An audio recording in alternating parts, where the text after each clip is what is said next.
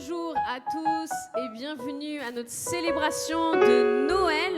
Soyez tous bien les bienvenus en ce lieu. On est heureux de vous retrouver ici. On est heureux de retrouver les enfants un peu plus grands pour ce jour de fête. Donc je vous invite à vous mettre debout. On va commencer par chanter. Les paroles vont être affichées si vous voulez vous joindre à nous. C'est parti.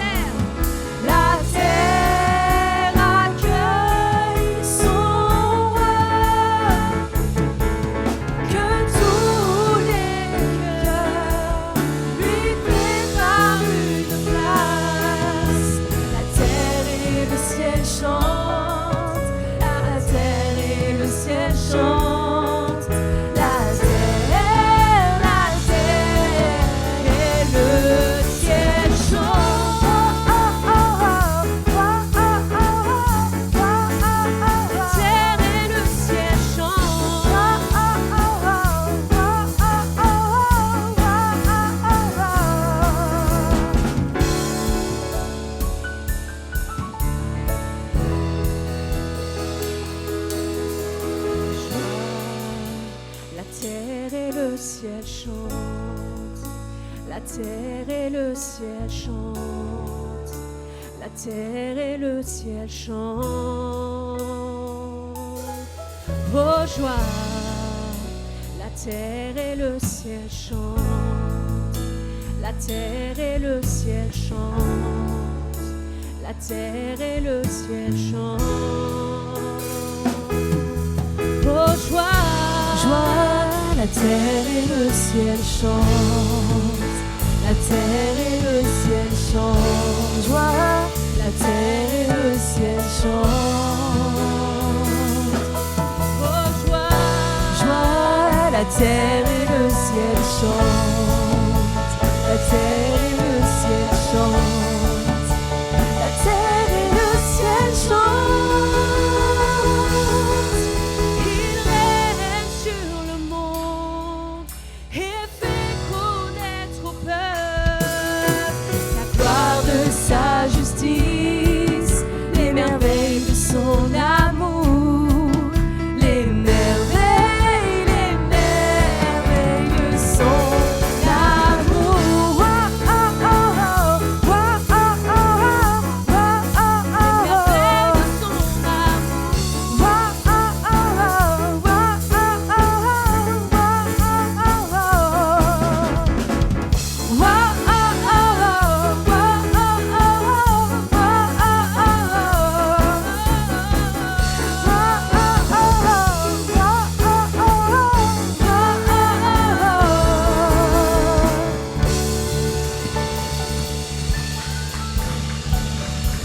Alléluia, quelle joie de fêter aujourd'hui la venue de notre Sauveur, n'est-ce pas? C'est un jour de joie. Un jour comme aujourd'hui, il y a beaucoup d'années, Dieu a envoyé son Fils. Il a envoyé Jésus sur terre, le Sauveur. Amen. Et ce matin, on veut se réjouir. Alors, c'est pas aujourd'hui, hein, mais c'est une saison où on fête la venue de notre Sauveur. C'est une saison de fête, parce que de la même manière que Dieu a envoyé Jésus comme un cadeau pour nous, vous savez, un cadeau, c'est quelque chose qu'on mérite même, peut-être parfois pas en fait. Mais peu importe, Dieu, parce qu'il nous aime, il a envoyé Jésus comme un cadeau pour nous. Amen. Et de la même manière, à Noël aussi, on reçoit des cadeaux, n'est-ce pas les enfants? Oui, on a hâte de recevoir des cadeaux. Et c'est plein de cadeaux parce qu'il y a plein d'amour pour nous. Alléluia. Et toutes les générations devant lui prosterner entonneront ce cantique à l'agneau. Ceux qui nous ont précédés et ceux qui nous suivront entonneront ce cantique à l'agneau. Car ton nom est le plus grand, oui ton nom est tout puissant, ton nom est au-dessus de tout. Puissance, autorité, royaume et dignité, oui ton nom est au-dessus de tout. Et les anges acclament, oui tu es saint, l'univers proclame,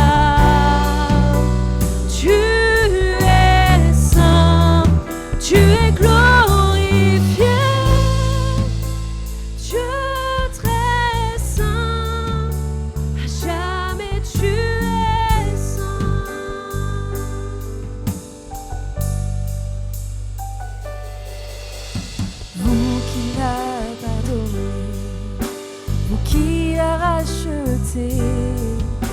Venez chanter ce cantique à l'agneau.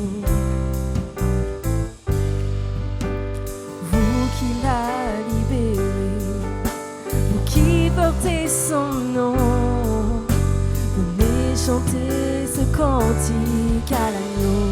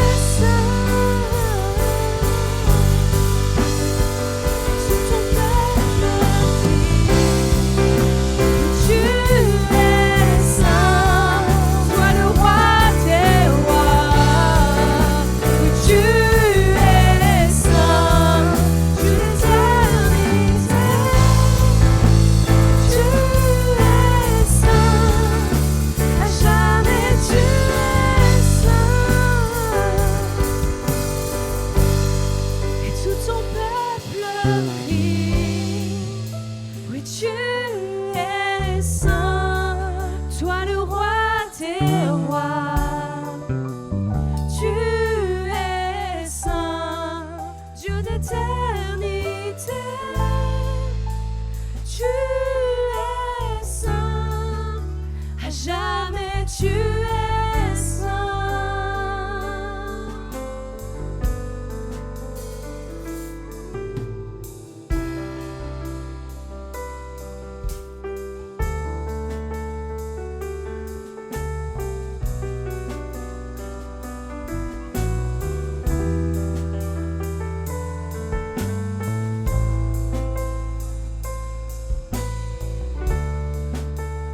Jamais tu es saint.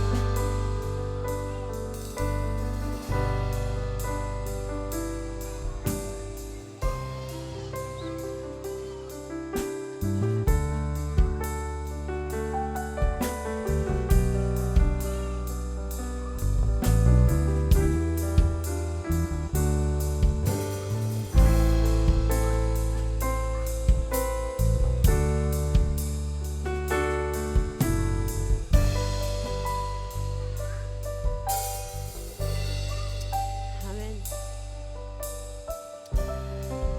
Et là, je vous invite à prendre place. Les enfants, je vous invite à vous asseoir.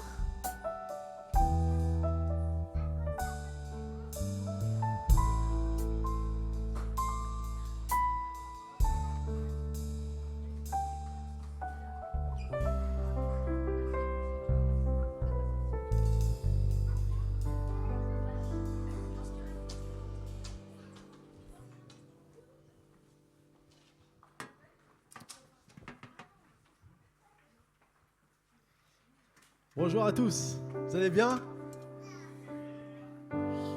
Alors maintenant on va avoir un temps où les kids vont pouvoir aller finir de se préparer parce qu'en fin du culte, ils ont quelque chose pour nous. On va pouvoir se réjouir avec eux. Ça va être un bon moment. Mais en attendant, j'aimerais faire quelques annonces.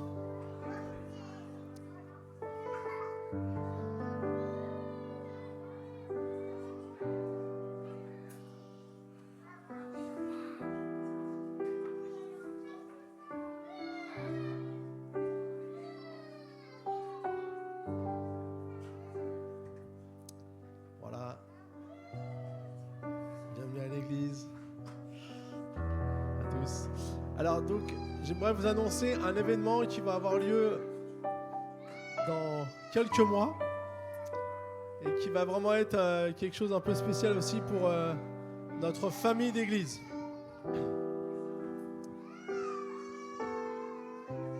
Nous faisons partie d'une famille d'église qui s'appelle l'Église apostolique.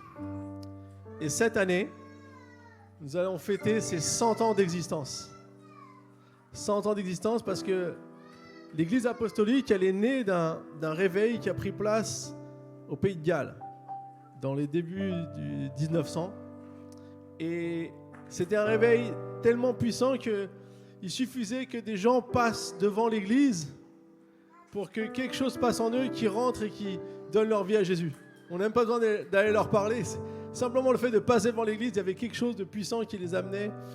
Il y avait des gens qui travaillaient dans les mines, parfois toute la nuit, et qui toute la journée s'occupaient de l'église, faisaient des réunions, allaient voir des gens. Et ils n'ont pas été fatigués comme ça pendant des mois et des mois. C'était des signes miraculeux qui se passaient. Et donc du coup, de là est née notre église. Et ils ont envoyé ensuite des missionnaires aussi, des gens qui sont venus jusqu'en France. C'est intéressant que la première ville où ils ont été s'appelait Dieu le fit, dans la Drôme, peut-être vous connaissez. Et donc du coup ils sont venus, et là ce qu'on veut c'est célébrer 100 ans d'existence, pas pour dire waouh, on est un monument, mais parce que dans tout ce temps qui s'est passé, il y a beaucoup de choses que Dieu a fait dans notre pays, mais maintenant on va se tourner aussi vers ce que Dieu veut faire encore. On n'a pas fini, parce qu'il revient bientôt, amen, et qu'on a encore plein de choses à faire. Donc ça va être le week-end de Pâques. Donc mettez à part cette date pour les 100 ans de l'église. Et ils ont fait un tarif préférentiel. Ils ont voulu faire 100 ans, 100 € le week-end. Faut pas que ce soit trop cher, avec tout compris, logement, nourriture, tout ça. Mais malheureusement, vous savez comment c'est, il faut s'inscrire rapidement. Sinon, alors la bonne nouvelle, si vraiment vous avez envie de décider déjà de mettre ce week-end à part, on va pouvoir vous communiquera le lien pour s'inscrire. Vous pouvez vous inscrire. Et donc, il y a un tarif préférentiel jusqu'à la fin de l'année. Donc, c'est bientôt. Mais ça permettra, si vous avez vraiment envie déjà de dédier ce week-end, vous pouvez le faire. Et comme ça, on pourra aussi voir et vous enverra toutes les informations que vous avez besoin. Donc, vous pouvez voir l'accueil et puis on mettra dans le groupe et tout ça. Tous ceux que vous n'êtes pas là, que vous avez envie de participer, si vous n'êtes pas partie du groupe encore, venez nous voir, on vous donnera toutes les informations à l'accueil. Voilà. Donc ça va vraiment être un temps spécial. Donc réservez votre week-end de Pâques. Ça va vraiment être un bon moment. Il y aura, je pense, pas mal de gens de toute la France. Donc ça va être un bon moment. Et ça se passera en Normandie. Et la bonne nouvelle, c'est que le transport sera gratuit. Donc vous pourrez aller en car, si vous voulez, jusqu'en Normandie. Et gratuitement. Donc ça va être une bénédiction. Voilà, sur ce, on se prépare aussi pour notre fin d'année et le début d'année. Et je peux déjà vous dire que la 3e semaine de janvier, on va nous faire un temps de jeûne et prière pendant une semaine. Et ça va être un temps incroyable où Dieu va nous visiter, Dieu va nous changer, transformer. Et Dieu m'a mis à cœur cette année qu'on puisse faire comme Daniel, prier matin, midi, soir. Vous êtes d'accord ? Prendre un petit rythme. Bon, alors, ce qui est bien, c'est que le matin et le soir, on se fera des petites réunions Zoom, comme ça, on sera ensemble. Et le midi, ça sera votre moment tout seul avec Jésus. Et comme ça, vous pourrez profiter de ce que Dieu va vous parler, de ce que Dieu va vous dire et de ce que Dieu va préparer pour cette année 2025 qui vient. Amen. Donc voilà les prévisions un peu. Sinon, bien sûr, les cultes sont toujours là pendant toutes les périodes de Noël. Et puis le vendredi 3 janvier, on se retrouve pour notre soirée louange et prière. On commence l'année en louant le Seigneur. Amen. Voilà. Bon, maintenant, passer un temps de dîmes et offrandes. Donc, je vous invite vraiment à pouvoir apporter ce que vous avez prévu pour le Seigneur. Merci.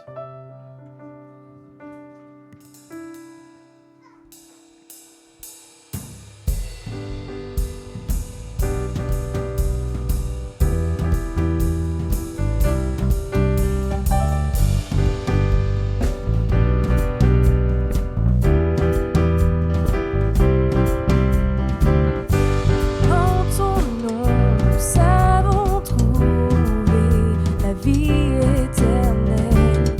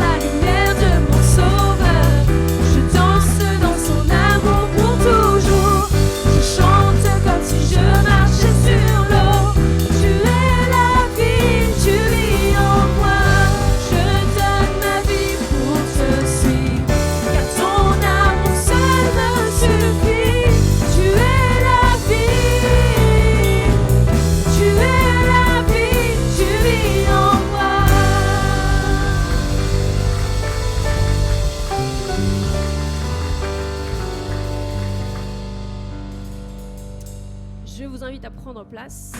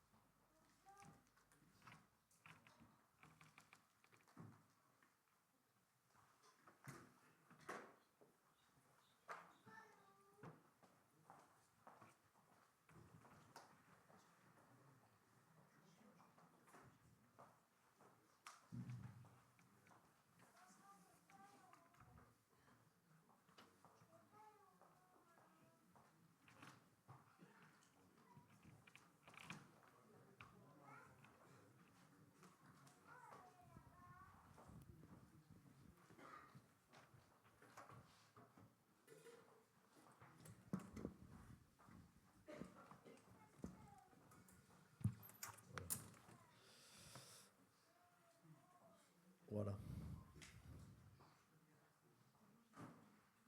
Est-ce que vous allez bien? Ça fait plaisir de voir des beaux visages ce matin. Et aussi des gens qui ça fait tout beau pour une fête de Noël, un culte de Noël. C'est spécial Noël. Je ne sais pas si vous aimez cette atmosphère de Noël. L'ambiance qui vient, il y a quelque chose qui change. Et en réfléchissant à Noël, vous savez, le défi de tous les pasteurs, c'est de prêcher à Noël quelque chose un peu nouveau. Parce que sinon, on va se dire, le pasteur cette année nous a refait un peu du réchauffé. La lumière, l'espérance, la paix. Les thématiques, forcément, c'est les thématiques principales, donc forcément, on a envie. Et donc, je disais, Seigneur, donne-moi quelque chose un peu de différent. Je n'ai pas envie de faire simplement les mêmes choses. Et je suis tombé sur un texte qui m'a inspiré de l'annonce qu'on va voir dans un instant, l'annonce qui a été faite à Marie. Et dans ce texte, j'ai découvert quelque chose qui définit Jésus, qu'on connaît, mais qu'on n'associe pas forcément tout de suite à Noël. Alors, pour introduire ceci, j'aimerais d'abord vous demander quelque chose. Est-ce que vous connaissez un peu l'histoire de France? On va me dire, oh là, il part où le pasteur là? Il est parti loin. On a dévié de Noël. En fait, ce qui est intéressant, c'est que dans notre histoire, il y a quelque chose qu'on a, à un moment donné, voulu arrêter, c'est d'avoir un roi. Vous êtes d'accord? Les rois, ça, maintenant, c'est fini, on n'en veut plus. Et maintenant, j'ai envie de dire, c'est même pas que les rois, bientôt, vous n'aurez plus de président. Bon, je ferme la parenthèse. Mais dans notre histoire, on a eu beaucoup de rois. Le premier, est-ce que ça vous rappelez quel était le premier roi? Alors, ce n'était pas forcément le roi de France, mais celui qui est connu, qu'on apprend à l'école, Clovis. Ah, il y a des bons élèves ici. Donc Clovis, jusqu'à Louis XVI. Et quand on évoque les rois de France, alors on pense à des souverains, à des guerriers, des gens avides de pouvoir, de richesse, régnant dans des palais somptueux. Mais dans toute cette histoire, j'ai découvert qu'il y en a un au moins qui n'était pas tout à fait comme les autres. Là, je vois qu'il y en a qui sont en train de chercher. C'était l'objectif. Il y en a un qui était un peu différent parce qu'il a été connu pour avoir une image complètement différente des rois traditionnels. Surtout d'un de ses descendants. Donc là, maintenant, vous allez pouvoir... C'était Louis XIV, qui était vraiment le roi soleil. Vous savez, on a le beau palais de Versailles que tous les touristes vont visiter parce que lui voulait montrer sa grandeur, il voulait montrer sa force, il voulait montrer sa richesse. Et donc, du coup, ce roi-là, il était un peu différent parce que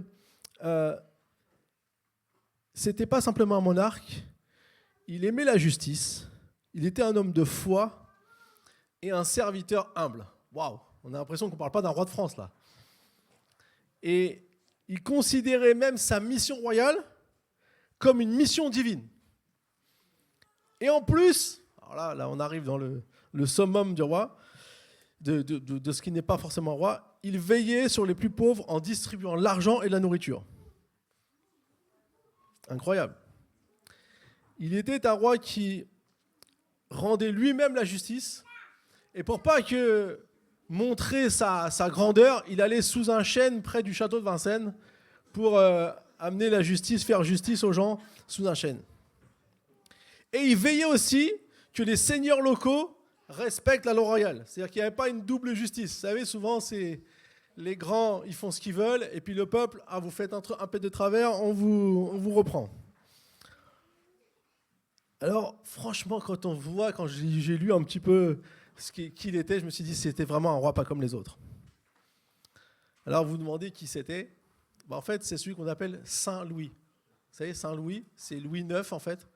Et c'est le seul roi qui a été canonisé par l'Église catholique. Alors, pourquoi je vous raconte tout ça ? Parce que quand l'ange est venu voir Marie, comme j'ai dit tout à l'heure, il a dit « N'aie pas peur, Marie, car tu as trouvé grâce auprès de Dieu. Voici que tu seras enceinte, tu mettras au monde un fils et tu lui donneras le nom de Jésus. Il sera grand et sera appelé fils du Très-Haut, et le Seigneur Dieu lui donnera le trône de David, son ancêtre. Il régnera sur la famille de Jacob éternellement. Son règne n'aura pas de fin. » En fait, quand l'ange Gabriel est venu voir Marie pour lui annoncer qu'elle va avoir un enfant, ce n'était pas seulement juste un enfant ou, on va dire, le Messie, mais c'est celui qui va régner. Imaginez-vous, 2 secondes, si on se met à la place de Marie, tu vas avoir un roi dans tes entrailles. Et en plus, son règne n'aura pas de fin. Marie n'a pas forcément tout de suite saisi ce que l'ange voulait lui dire. Mais au travers de ce passage, nous voyons que Jésus est annoncé comme roi.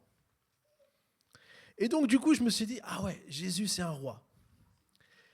Je vais voir maintenant, à chaque fois qu'on le décrit roi dans le Nouveau Testament.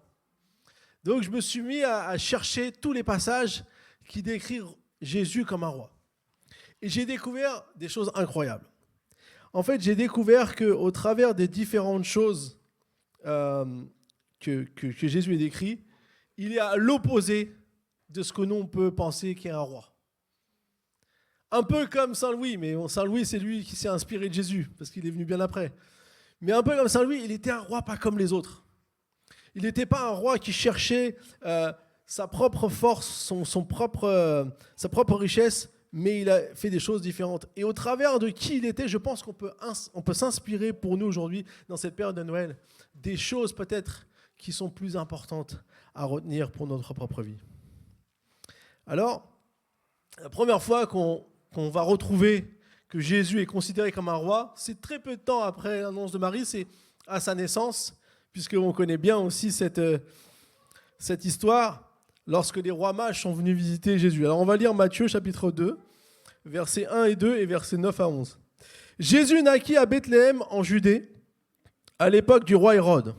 Or des mages venus d'Orient arrivèrent à Jérusalem et dirent « Où est le roi des Juifs qui vient de naître ? En effet, nous avons vu son étoile en Orient et nous sommes venus pour l'adorer. » Après avoir entendu le roi, ils partirent. L'étoile qu'ils avaient vue en Orient allait devant eux jusqu'au moment où, arrivée au-dessus de l'endroit où était le petit enfant, elle s'arrêta. Quand ils aperçurent l'étoile, ils furent remplis d'une très grande joie. Ils entrèrent dans la maison, virent le petit enfant avec Marie sa mère et se prosternèrent et l'adorèrent. Ensuite, ils ouvrirent leur trésor et lui offrirent en cadeau de l'or, de l'encens et de la myrrhe. Ce qui est frappant dans ce passage, c'est de voir que des rois venus d'Orient, comprenons, on pense qu'ils viennent de Perse, c'est pas tout à fait le kilométrage, mais en tout cas c'est l'Iran. Si on considérait que Perse et l'Iran, c'est au moins à 1500 km, voire 2000 km de là où était Israël. Donc c'est un énorme voyage. Vous êtes d'accord, déjà nous, c'est un énorme voyage. Mais imaginez pour eux, avec leur... je ne sais pas s'ils étaient en chevaux, ou ils étaient en âne, ou quel était leur moyen de transport. Mais entre guillemets, ça a été un long périple. Et ils viennent là-bas. Et la première, pour voir Jésus qui est né et pour l'adorer.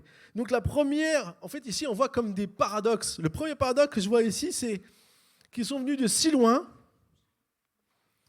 et que quand ils arrivent là-bas, alors déjà ils suivent l'étoile, puis à un moment donné ils disent, bon, Jésus il est forcément dans le palais, donc ils vont à Jérusalem. Quand ils arrivent, personne ne sait rien. C'est incroyable que eux, de 2000 km, ils sont au courant, ils ont reçu l'information d'une certaine manière en voyant l'étoile, et ils arrivent, personne ne sait. Et là, le roi Hérode surtout dit, quand vous le saurez, venez me voir, hein, je vais m'en occuper. Et du coup, ils arrivent là-bas et finalement, ils trouvent Jésus. Le deuxième paradoxe, c'est que j'ai jamais vu un roi qui veut adorer un autre roi. Je sais pas, c'est pas si vous, j'ai pas vu ça encore. C'est plutôt les rois, ils veulent qu'on les adore eux. L'Empire romain qui était là-bas à cette époque, on considérait même l'empereur comme un dieu. On devait l'adorer. D'ailleurs, c'est pour ça que beaucoup de chrétiens ont été persécutés au début. Et pour finir, donc il cherche un roi et donc il se présente au palais, puis finalement, il est dans une étable. C'est pas tout à fait là où on aurait imaginé. C'est pour ça qu'on voit des crèches jusqu'à aujourd'hui. C'est tellement marquant que jusqu'à aujourd'hui, on représente la crèche. Parce que c'est incroyable que Jésus, le roi, est né dans une crèche.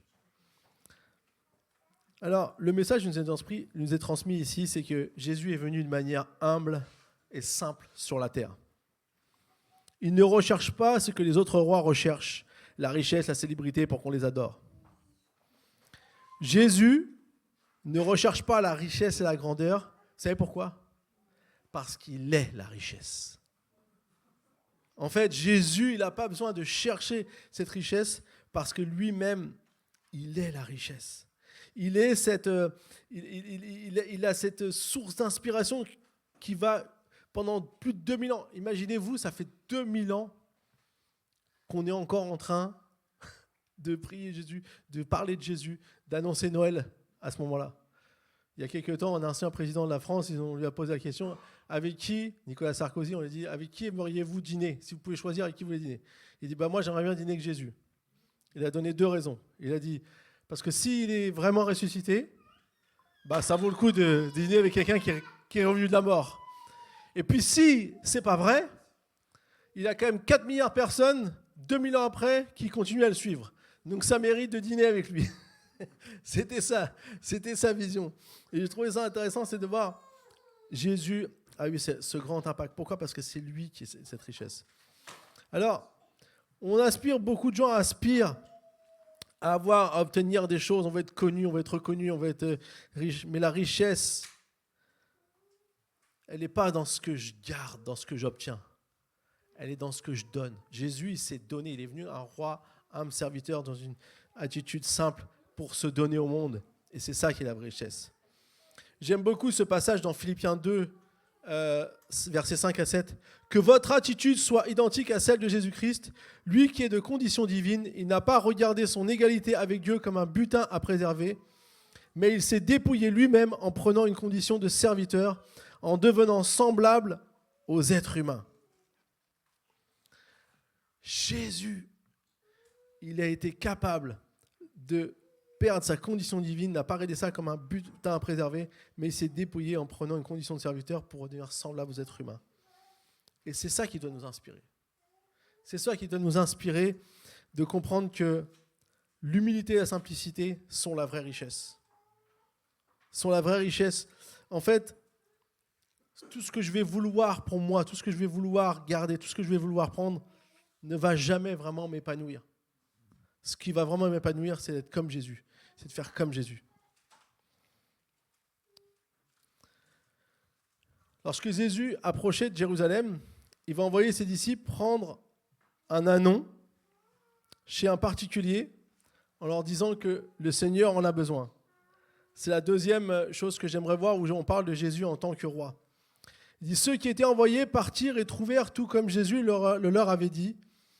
Comme ils détachaient l'ânon, ses maîtres leur dirent, « Pourquoi détachez-vous l'ânon » Ils répondirent, « Le Seigneur en a besoin. » Et ils amenèrent l'ânon à Jésus, après avoir jeté leur manteau sur son dos. Ils firent monter Jésus.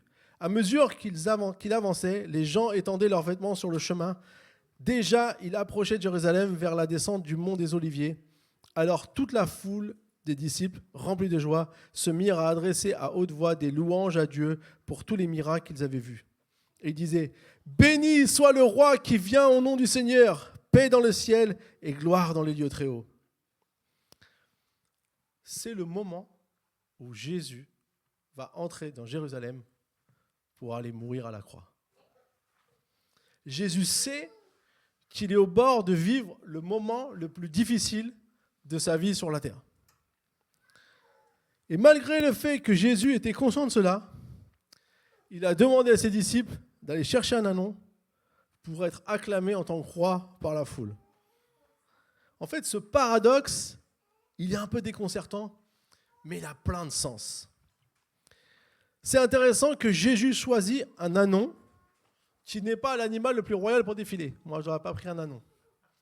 Perso, j'aurais pris un grand cheval royal. Vous savez, avec les petites franges sur les côtés, là. Voilà, c'est mieux. Et du coup, pourquoi il choisit un ânon ? En fait, 500 ans plus tôt, un certain Zacharie a dit « Réjouis-toi, fille de Sion, lance des acclamations, fille de Jérusalem. Voici ton roi qui vient à toi. Il est juste et victorieux. Il est humble et monté sur un âne, sur un ânon, le petit d'une ânesse. »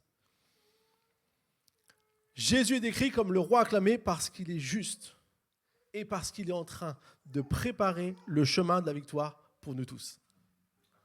En fait, quand il rentre ici, Jésus, il sait que ça va être super dur ce qu'il va vivre, mais il n'est pas focalisé sur ce qu'il va vivre, il est focalisé sur ce qui va se passer par la suite. Et ce triomphe-là était déjà annoncé 500 ans par le prophète, 500 avant par le prophète Zacharie. Alors la foule va faire quelque chose d'intéressant. Je ne sais pas si vous vous êtes déjà posé la question pourquoi ils jettent des vêtements par terre et qu'ils posent des branches de palmier. En fait, ça symbolise un hommage rendu à un roi ou une figure de grande autorité. Quand on faisait ça, c'était le fait de reconnaître qui était Jésus. Ça exprime également leur soumission à son autorité au travers du fait qu'en mettant leurs vêtements, ils placent leur vie au pied du roi.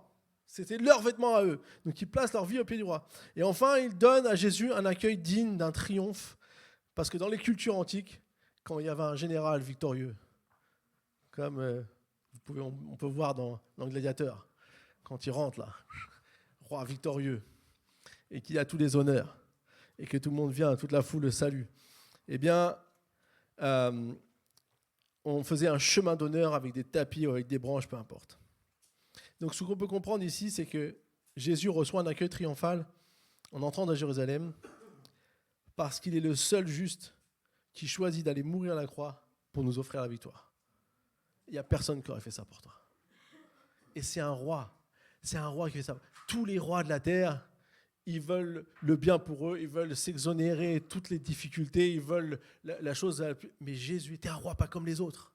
Jésus était un roi qui a été prêt à mourir pour toi.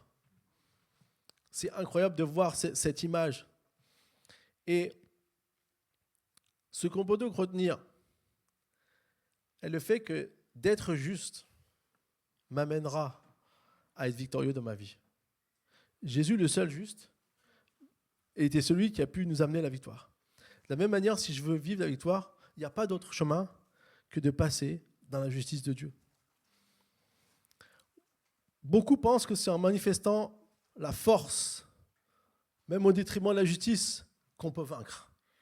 Mais en fait, ce n'est pas vrai.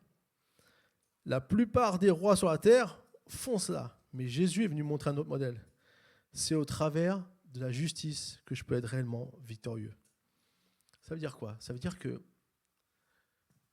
ce qui compte, ce n'est pas mes capacités à faire des choses, à être fort, à être puissant, à être reconnu, à être bon. C'est ma capacité à me tenir devant le Seigneur et dire « Seigneur, j'ai besoin de ta justice » et recevoir la justice qui vient de Dieu. Parce que nous, on ne peut pas avoir notre propre justice. Personne d'entre nous n'est capable de faire ça. Mais si je suis dans la justice de Dieu, si je suis l'inspiration du roi qui était Jésus, ça va changer ma manière de vivre. Est-ce que tu cherches à être reconnu des autres pour que les autres disent « Waouh, quelle super personne, quel talent incroyable, quel don incroyable ». Ou est-ce que tu regardes à Jésus et tu veux qu'il dise « Voilà mon enfant qui est juste, parce qu'il est en moi, parce que je déverse sur lui ». Et ça, Dieu va nous donner des choses. Dieu aime qu'on bénisse les autres. Mais il y a une vision différente, il y a une motivation différente. Et je crois que c'est important pour nous de comprendre que la justice, le fait d'être juste, le fait d'être droit, le fait d'être sincère, le fait d'être avec le cœur que Dieu avait, va nous amener à ces victoires. Et c'est ce que Jésus a voulu dire ici. C'est ce que Jésus a voulu montrer au travers de cet accueil triomphal. Il va donc continuer sa route. Et après avoir pris la Pâque avec ses disciples, il va passer la nuit la plus longue de sa vie. Je pense qu'il a dû vraiment subir, puisqu'il va être arrêté par les autorités juives. Et toute la nuit, on va le questionner, on va essayer de trouver une faute, mais c'est difficile de trouver une faute. Jésus, il n'en a pas. On va être obligé d'inventer des choses pour pouvoir... finalement, on va trouver quelque chose. Et puis donc, on va le conduire. À l'époque, on devait conduire devant les autorités romaines. Et donc, Jésus va se retrouver devant un certain Pilate, qui était le responsable romain, le roi de Jérusalem. Et alors qu'il rentre, donc on peut lire dans Jean, chapitre 18, verset 33, Pilate rentra dans le prétoire, appela Jésus et lui dit « Es-tu le roi des Juifs ?» Jésus répondit « Est-ce de toi-même que tu dis cela, ou d'autres te l'ont-ils dit de moi ?» Pilate répondit « Suis-je un Juif, moi ? Ta nation et les chefs des prêtres t'ont livré à moi. Qu'as-tu fait ?» Jésus répondit « Mon royaume n'est pas de ce monde. Si mon royaume était de ce monde, mes serviteurs auraient combattu pour moi afin que je ne sois pas livré aux Juifs. Mais en réalité, mon royaume n'est pas d'ici-bas. » Pilate lui dit « Tu es donc roi ?» Jésus répondit « Tu le dis, je suis roi. Si je suis né et si je suis venu dans le monde, c'est pour rendre témoignage à la vérité. Toute personne qui est de la vérité écoute ma voix. » Ensuite, on va aller un peu plus loin au chapitre 19, verset 2.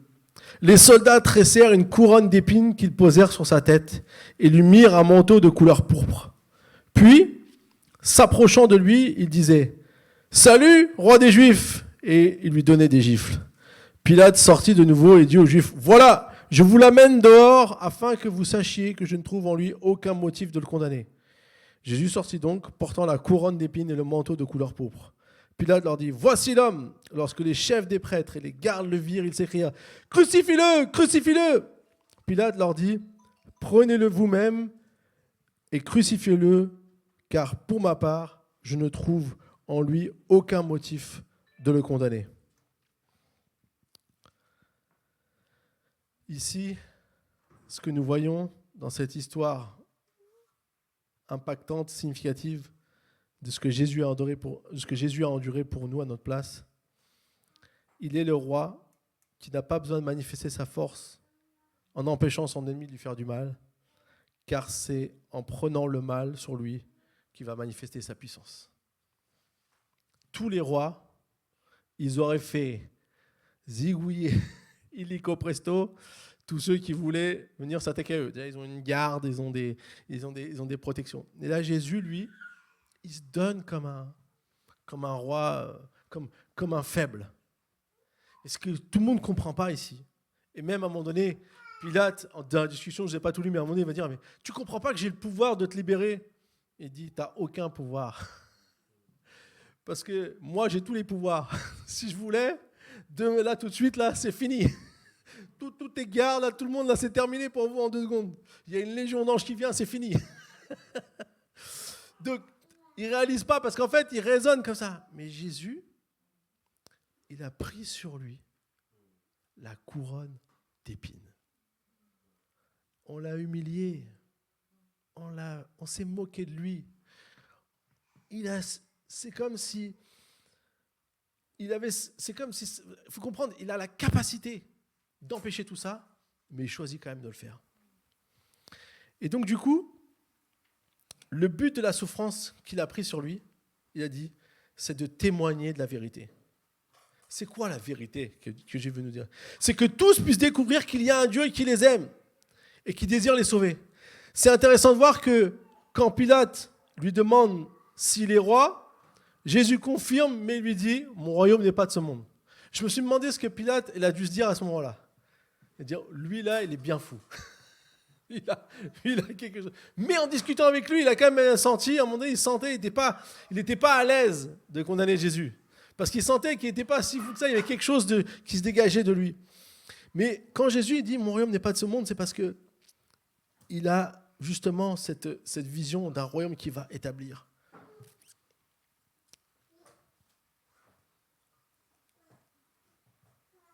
Pilate trouvait aucun motif de le condamner. Alors, lorsqu'il le présente aux Juifs, ils vont crier « Crucifie-le » tout de suite.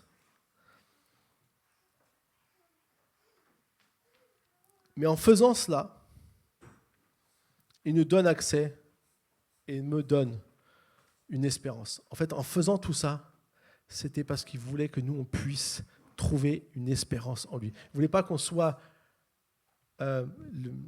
fini avec tous nos problèmes, avec toutes nos difficultés qu'on a dans notre vie.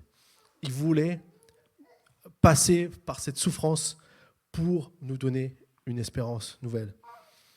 Et cette espérance, elle se traduit par le fait que lorsque moi aussi je vais expérimenter la souffrance, je ne suis pas condamné à être esclave de celle-ci, mais je sais qu'un jour, je serai totalement victorieux.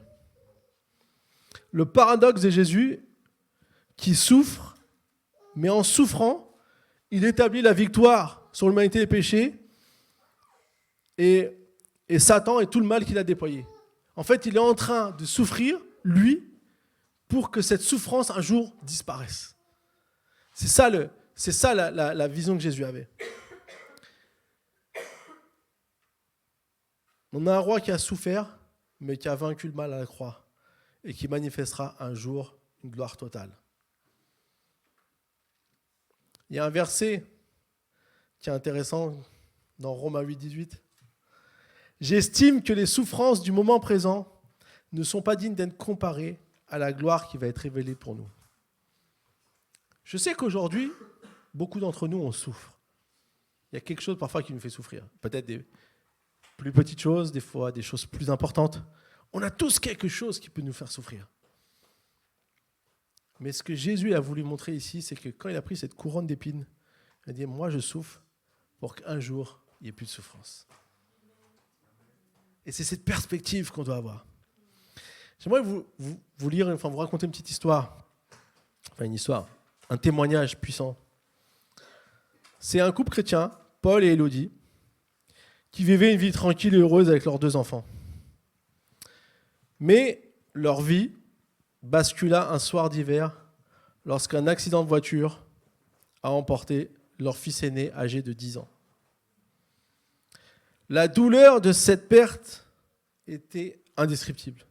Élodie raconte, c'était comme si un morceau de mon cœur avait été arraché. Je ne comprenais pas pourquoi Dieu avait permis une chose pareille. Les semaines qui ont suivi ont été marquées par des larmes, des nuits blanches, une foi vacillante. Et même Paul avoue qu'il avait du mal à prier. Comment parler à Dieu quand on a l'impression qu'il a abandonné sa promesse de nous protéger? Un jour, alors qu'ils étaient à l'église, brisés, une amie leur offrit un verset qu'elle avait lu dans Romains 8, 18. « J'estime que les souffrances du temps présent ne sauraient être comparées à la gloire à venir qui sera révélée pour nous. » Ces paroles s'enracinèrent dans leur cœur. Élodie partage, pour la première fois, j'ai réalisé que notre souffrance sur terre, bien qu'intense, n'était pas la fin. Dieu nous promet une vie éternelle. Un jour, il essuiera toute larme de nos yeux. Donc, ils ont commencé à prier ensemble. Parfois, simplement pour demander la force de traverser un jour de plus. Lentement, ils ont commencé à retrouver de l'espérance. Paul témoigne, « J'ai compris que Dieu n'avait pas causé notre souffrance, mais qu'il était là pour nous porter à travers elle. Il pleurait avec nous. » Il y a eu un tournant décisif lorsqu'ils ont décidé de témoigner de leur foi en Christ dans un groupe de soutien pour parents endeuillés. Et ils racontèrent à d'autres familles brisées, malgré leur propre douleur, leur témoignage. Et ils commencent à partager l'espérance qu'ils avaient retrouvée en Jésus. Élodie dit souvent, nous avons appris que même dans la souffrance, Dieu peut utiliser nos blessures pour apporter la lumière à d'autres.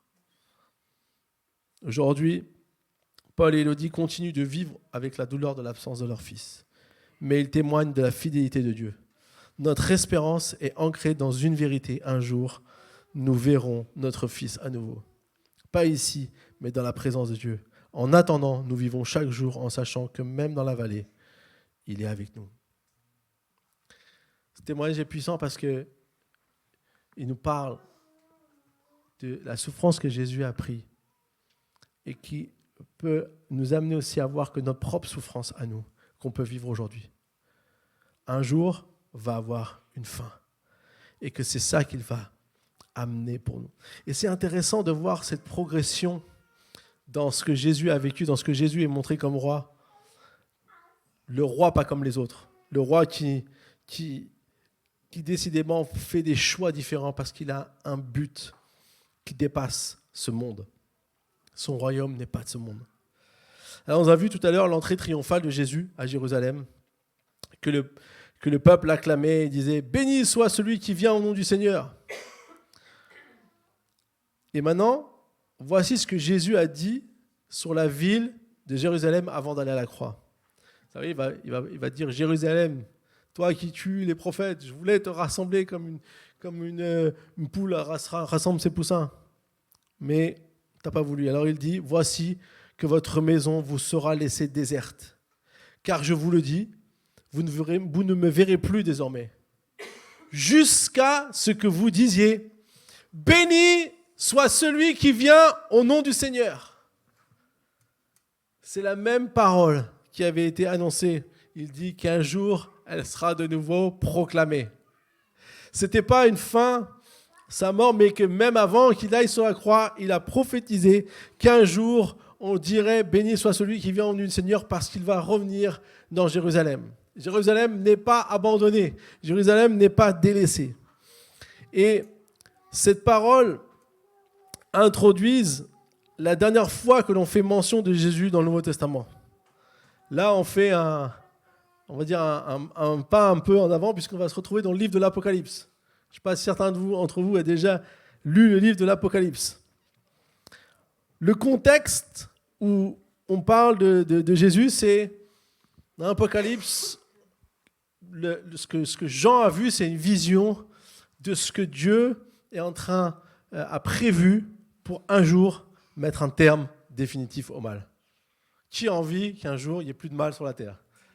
Alors, j'espère que vous levez tous la main, sinon c'est pas bon pour vous.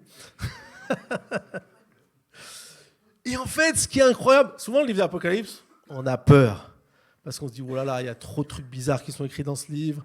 Je vois beaucoup de morts, je vois beaucoup de choses. Je vois le chiffre de la bête, je ne pourrai plus acheter ni vendre. Il y a une pression qui va être sur nous. Ça va être...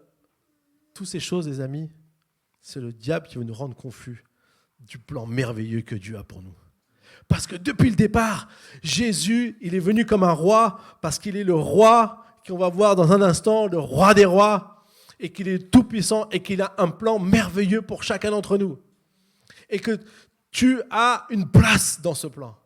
Tu existes dans ce plan pour Jésus. Et donc du coup, alors que on voit ici donc, cette phrase qui va être dite un jour, on revient dans l'Apocalypse, il y a toute une préparation, mais à la fin, Jésus va entrer dans Jérusalem pour ce qu'on appelle la bataille finale.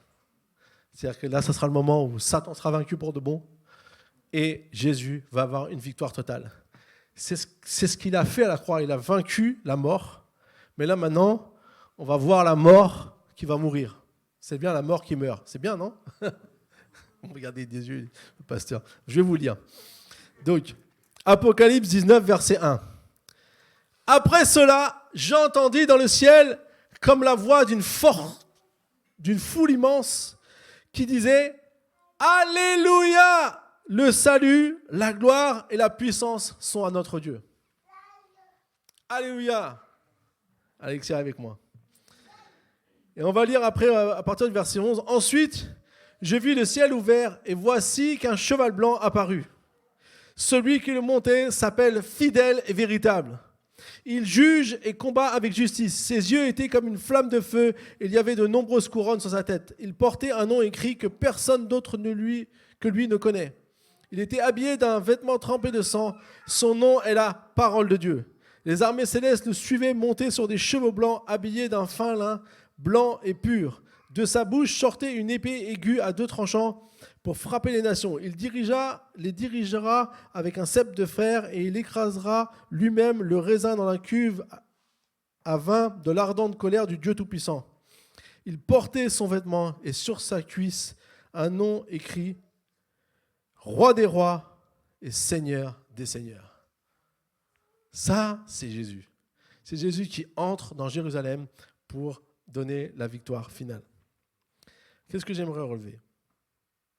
J'aimerais relever que ici, c'est la première fois dans le Nouveau Testament qu'on a la parole « Alléluia ». Vous savez ce que ça veut dire « Alléluia » ? On le dit souvent à l'église. Ça veut dire « louange à Dieu ». C'est « on loue Dieu ». Et pourquoi ici, tout le ciel crie « Alléluia » ? Parce qu'en fait, si on regarde l'utilisation de ce mot dans l'Ancien Testament, à chaque fois qu'il est utilisé, c'est lorsque on loue Dieu pour la victoire qu'il a donnée sur les ennemis. C'est qu'il a mis les ennemis sous ses pieds. Comme ça. Bien. Ferme. Et donc, du coup, alors que Jésus entre à Jérusalem pour cette bataille finale, le ciel crie « Alléluia !» Ça veut dire Jésus maintenant va mettre ses ennemis sous ses pieds. C'est la louange à celui qui va mettre ses ennemis sous ses pieds. Et c'est quelque chose de puissant, c'est quelque chose d'incroyable. C'est un moment, on va dire, qui sera juste incroyable à vivre. Et ce qui est important à comprendre, c'est qu'à chaque fois que tu dis « Alléluia », à chaque fois que tu dis ça, tu dis à Satan « Un jour, tu vas être sous les pieds de Jésus. Un jour, tu vas être vaincu. » À chaque fois qu'on dit Alléluia à l'église, c'est pas simplement, on ne doit pas simplement se dire ça pour dire oh, on loue Dieu qui va mettre son ennemi sous ses pieds. On déclare prophétiquement ce que Jésus va accomplir un jour. C'est incroyable de voir donc cette parole puissante. Il nous dit le salut, la gloire, la puissance sont à notre Dieu. Alors, on a vu Jésus qui avait la couronne d'épines. Mais cette fois-ci, il nous est décrit avec d'autres couronnes. Il nous est décrit avec plusieurs couronnes. Et les couronnes qui sont ici, dans notre version, c'est écrit diadème parce que vous savez, c'est la couronne du roi avec tous les diamants autour. Et alors que ces couronnes sont des couronnes royales, il vient dorénavant pas simplement comme un roi, mais comme le roi des rois et le Seigneur des seigneurs. Et l'épée de sa bouche signifie toutes les paroles qu'il va prononcer, tous les jugements qu'il va prononcer sur ses ennemis et qui vont s'accomplir jusqu'à leur destruction. Tous les rois ont connu des temps de conquête et de victoire, mais un jour, ils ont été vaincus. Un jour, même l'Empire romain qui a régné pendant un certain temps, un jour, ils ont été défaits. Babylone, Nebuchadnezzar, qui se pensait le plus fort, le plus puissant, un jour, il a été défait. Tous les rois, tous les empires, un jour, ont connu une défaite. Mais ici, pourquoi il est le roi des rois ? Parce qu'il va nous donner une victoire pour toujours. On aura une victoire pour l'éternité. Alors, peut-être il y a encore des domaines dans ta vie où tu dois vivre des victoires. Ne renonce pas. Parce qu'un jour, ta victoire, elle sera totale. Elle sera pour toujours. Je vais vous dire quelque chose. Je crois qu'en cette période de Noël, et si on pense à qui était Jésus comme roi, ça doit nous inspirer à regarder, pas seulement à ce qu'on vit aujourd'hui, mais à ce que Dieu a prévu, au plan merveilleux qu'il a prévu. Il est venu comme un petit enfant dans une étable, humble. C'était pas un roi. Ensuite, il est entré triomphalement au moment où il allait se faire tuer par les autres. Il a porté cette couronne d'épines pour que ton espérance soit plus grande que ta souffrance. Et ensuite, il a été maintenant de nouveau accueilli triomphalement pour être celui qui mettra fin à tout le malheur, à tout le mal de notre humanité. On vit ça aujourd'hui. Est-ce qu'on peut vivre, pas seulement avec notre vision d'aujourd'hui, mais est-ce qu'on pourrait essayer de vivre avec cette vision de ce que Jésus va accomplir un jour? Est-ce qu'on peut vivre en disant, oui, je sais qu'un jour, Jésus va avoir la victoire totale, même si peut-être aujourd'hui, on est encore dans des batailles. Vous savez, pour avoir une victoire totale, des fois, il faut des batailles, plusieurs batailles. Aujourd'hui, on est dans des batailles, mais Dieu veut te donner la victoire dès aujourd'hui. Il ne veut pas dire, tu verras un jour. Non, dès aujourd'hui, il veut te donner la victoire, parce qu'on sait qu'un jour, on aura une victoire totale. On aura une victoire pour toujours. Et c'est ça que j'aimerais vous transmettre en cette période de Noël de la part du Seigneur. Ne vivez pas votre jour comme simplement avec ce que vous vivez aujourd'hui, avec ce qui se passe aujourd'hui, avec les complications d'aujourd'hui. Franchement, ce témoignage, quand j'ai lu ce témoignage, je me dis, waouh, incroyable ce que Dieu est capable de faire. On comprend que cette souffrance, on n'ose même pas se mettre à leur place, à ces parents qui ont perdu un enfant. Mais on sait une chose, c'est que même dans ces moments-là, mon espérance est toujours plus grande que ma souffrance. Ton espérance est plus grande que ta souffrance aujourd'hui. Ce que Dieu a pour toi. Noël nous rappelle que Jésus est venu comme roi, bien différent de tous les rois terrestres, pour nous sauver et nous amener à une victoire totale. Alors, je vais terminer mon message avec un verset. Je vais inviter peut-être Eric, si tu veux venir pour jouer. C'est le verset qu'on peut lire dans Apocalypse 21, 4. La Bible nous dit que à la fin de l'Apocalypse, vous savez que l'Apocalypse, on parle toujours, c'est la venue de Jésus. Mais en réalité, le message final, c'est la venue du Père. Pourquoi ? Parce que ce que Dieu a toujours dit à son peuple, vous serez mon peuple et je serai votre Dieu, va s'accomplir pleinement où il va venir habiter au milieu de son peuple. Apocalypse 22, il nous dit, il a une vision, il dit, il voit comme le jardin d'Éden et il voit l'intérieur comme le Saint des Saints, comme ce qui était l'endroit où il y avait la présence de Dieu à l'époque. Le Saint des Saints, c'était là où il y avait l'Arche de l'Alliance, c'est là où il y avait la présence de Dieu dans le temple. Mais il dit, je ne vois pas de temple. Il ne comprend pas pourquoi il ne voit pas de temple. Pourquoi ? Parce que le temple, c'est Dieu qui va venir habiter avec les hommes. C'est lui qui sera là. Sa présence sera pleine et complète avec nous. Ce qu'il a prévu dans le jardin d'Éden va s'accomplir à la fin. Dieu n'a pas de plan B, il n'a qu'un plan A. Alors voilà ce qu'il dit dans Apocalypse 21, 4. Il essuiera toute larme de leurs yeux. La mort ne sera plus. Il n'y aura plus ni deuil, ni cri, ni douleur, car ce qui existait avant a disparu. Les premières choses sont passées. On connaît tous ce verset dans 2 Corinthiens 5, 17. Si quelqu'un est en Christ, il est une nouvelle créature, les choses anciennes sont passées, voici, toutes choses sont devenues nouvelles. Ce verset aura sa plein accomplissement lorsque Dieu viendra habiter au milieu de son peuple pour toujours. Amen.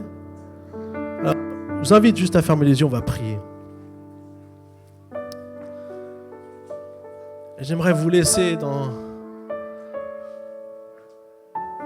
ce message de Noël de Jésus, un roi pas comme les autres.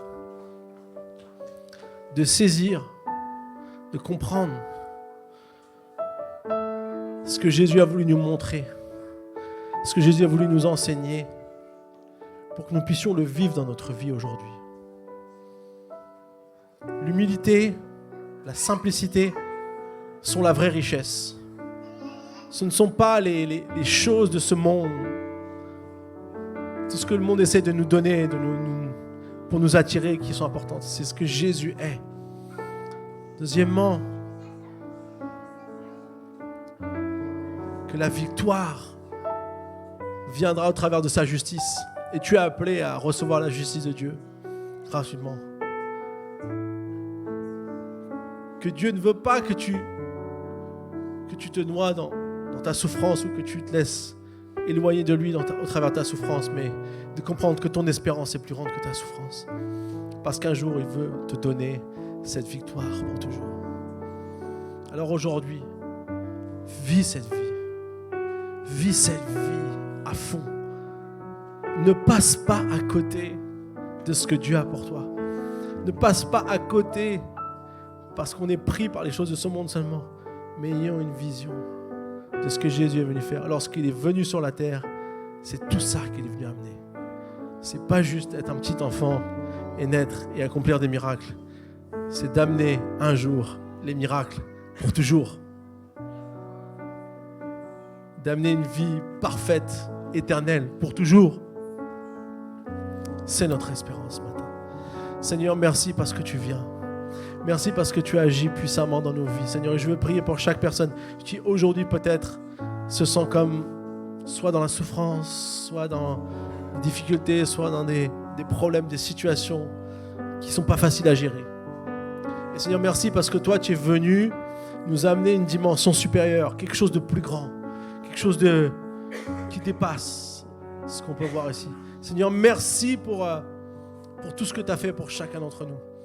Merci, Seigneur, parce que tu es un Dieu puissant, tu es un Dieu grand, tu es un Dieu qui a un plan merveilleux prévu pour chacun d'entre nous. Et je veux prier pour chaque personne ici présente ce matin, que tu viennes, Seigneur, les rencontrer là où ils sont, dans leurs difficultés, dans leurs besoins, Seigneur. Et que tu puisses vraiment les amener à vivre cette période de Noël encore, comme réaliser qui tu es vraiment. Tu es notre roi, tu es le roi des rois et le Seigneur des seigneurs. Et un jour, tu accompliras ton plan parfait pour toute l'humanité. Merci Seigneur Dieu pour tout ce que tu as fait. Merci pour toute la souffrance que tu as endurée par amour pour nous. Parfois, on ne réalise pas vraiment ce que ça t'a coûté. On n'est pas conscient de tout ce que tu as subi pour nous, par amour. Mais on veut se le rappeler aujourd'hui.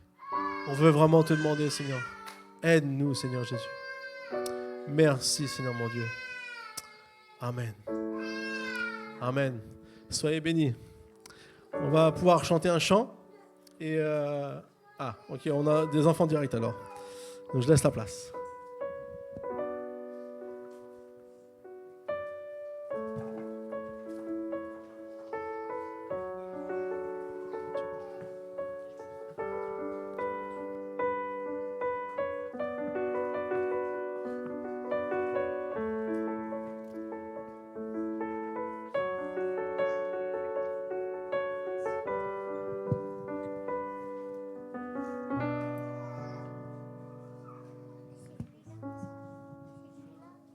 Alors que les enfants d'Imagine Kids apprennent cette année à connaître leur identité grâce à Jésus, ils vous ont préparé un spectacle de Noël. Ils vous racontent à travers cette représentation comment, en connaissant qui est Dieu et en comprenant le véritable cadeau de Noël, nous pouvons nous aussi découvrir qui nous sommes.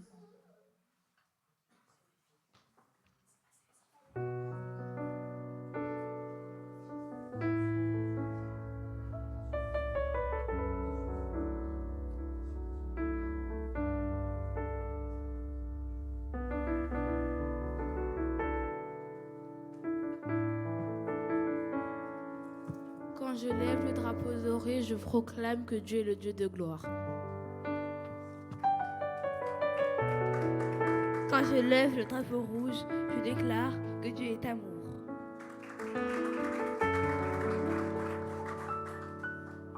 Quand je lève le drapeau rose, je proclame que Dieu est ma joie. Quand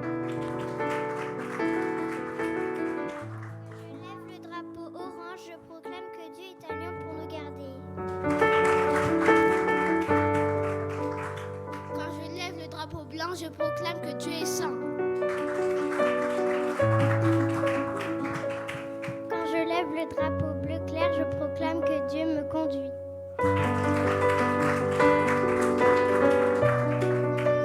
Quand je lève le drapeau vert, je proclame la guérison. Quand je lève le drapeau gris, je proclame que Dieu est mon sauveur.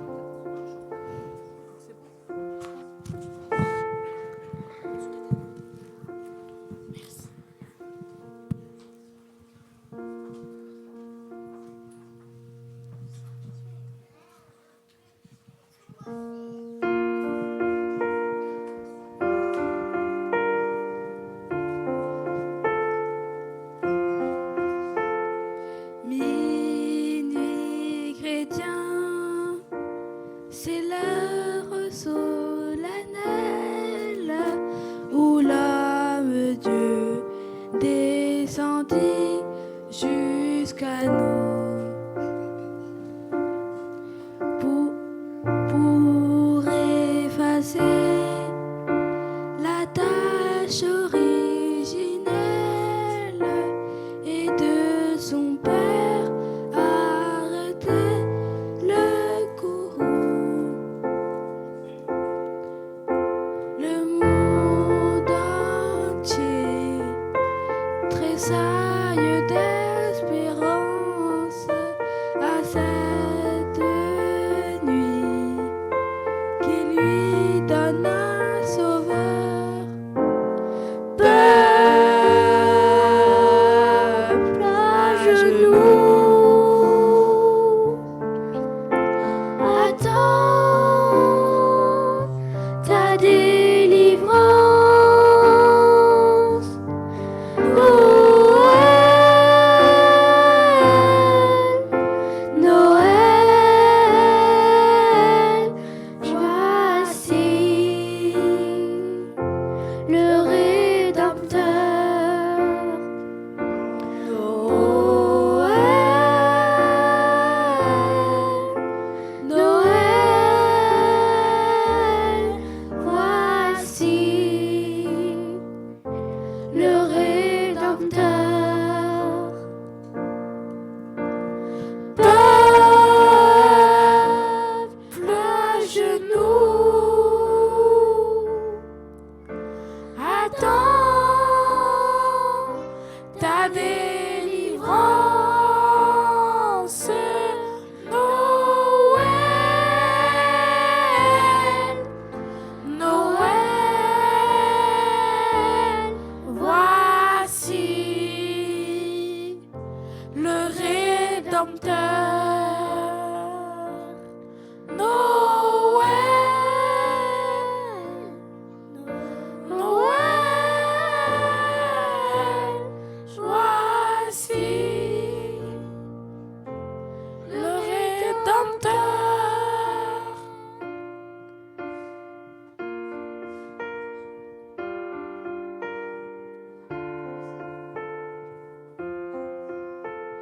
Le Rédempteur a brisé toute entrave, la terre libre et le ciel est ouvert. Il voit un frère où n'était qu'un esclave, amour uni, ce qu'enchaînait le fer. Lui dira notre reconnaissance, c'est pour nous tous qu'il naît, qu'il souffre et meurt. Peuple debout, chante ta délivrance. Noël, Noël, voici le Rédempteur.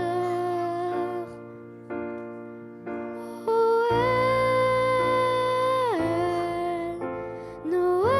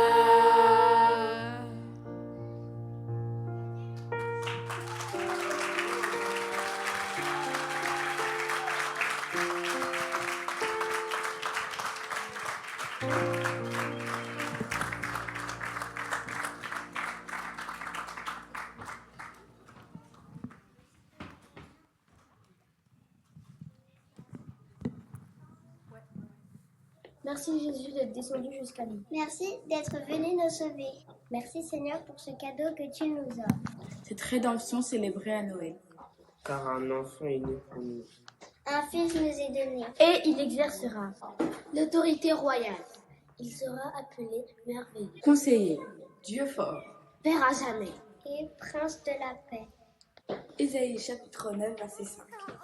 Et toi, qui est Jésus pour toi? Jésus est quoi pour moi? Mon papa.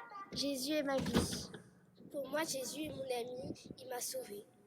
Jésus est mon sauveur. Jésus, c'est mon confident. Jésus est mon Seigneur, mon rocher, parce qu'il m'aime et il me protège. Jésus est mon bouclier. Jésus est mon ami. Jésus nous a créés à son image. Merci Jésus, car en toi je sais qui je suis.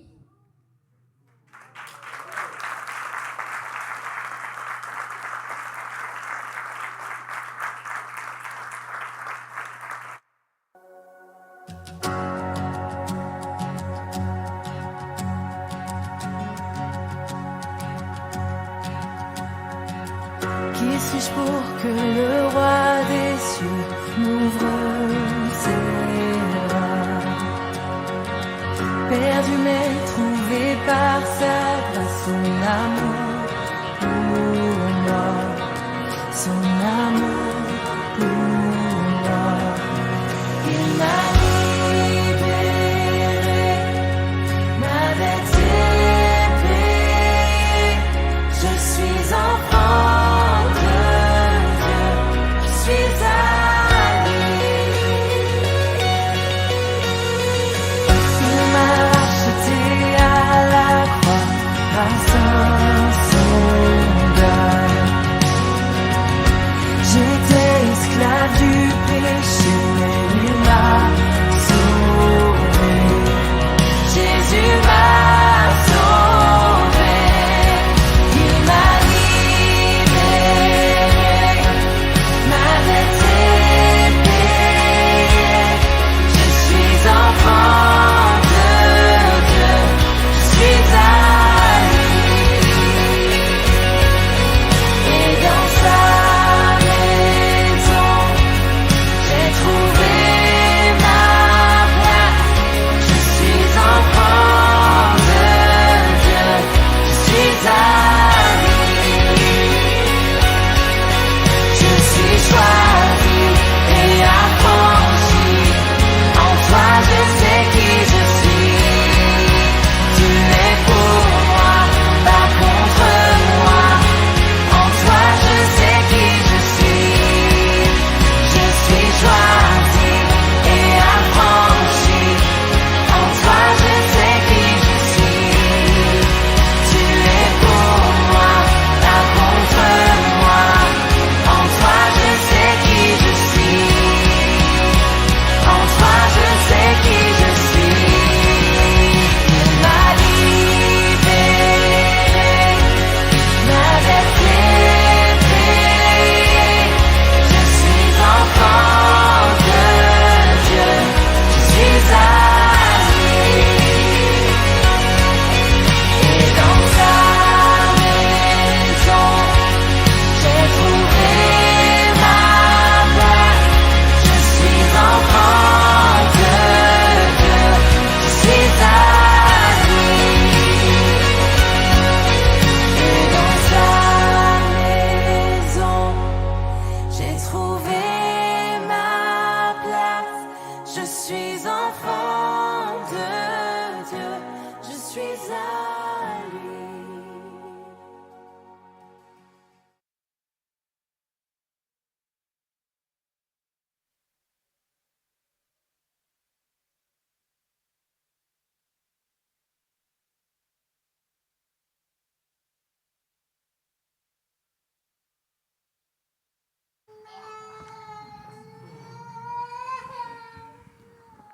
Voilà. Merci à tous les enfants, on peut les applaudir encore une fois.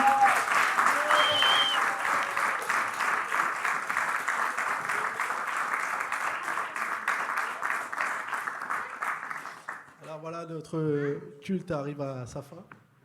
Donc, merci pour ceux qui sont venus nous visiter aujourd'hui. Vraiment, on a été contents de vous accueillir. J'espère que vous avez été les bienvenus. Et vraiment que Dieu puisse continuer à vous bénir chacun là où vous êtes. Et pour vous dire aussi que cet après-midi, nous avons donc quelque chose de très spécial, parce que nous allons faire un marché de Noël à partir de 15h. Donc si vous avez envie de venir voir, il y aura des petites choses à vendre qui seront sympas pour Noël. Et puis surtout, on pourra prendre des boissons chaudes, des bons moments. Et il y aura aussi une chorale de Noël qui va nous faire interpréter des chants de Noël. Donc si vous avez envie de passer, venir avec des amis, n'hésitez pas, venez, c'est ouvert de 15h à 18h. Donc pour toutes les personnes qui ont envie de participer cet après-midi, vous êtes les bienvenus. Sinon, je vous dis à toutes et à tous des bonnes, c'est pas encore tout à fait les fêtes de Noël, mais en tout cas des bonnes fêtes de fin d'année déjà en avance. Et puis surtout, que Dieu vous bénisse. Et dimanche prochain, on a le culte ici, comme d'habitude, à 10h. Voilà, que Dieu vous bénisse. Merci à tous.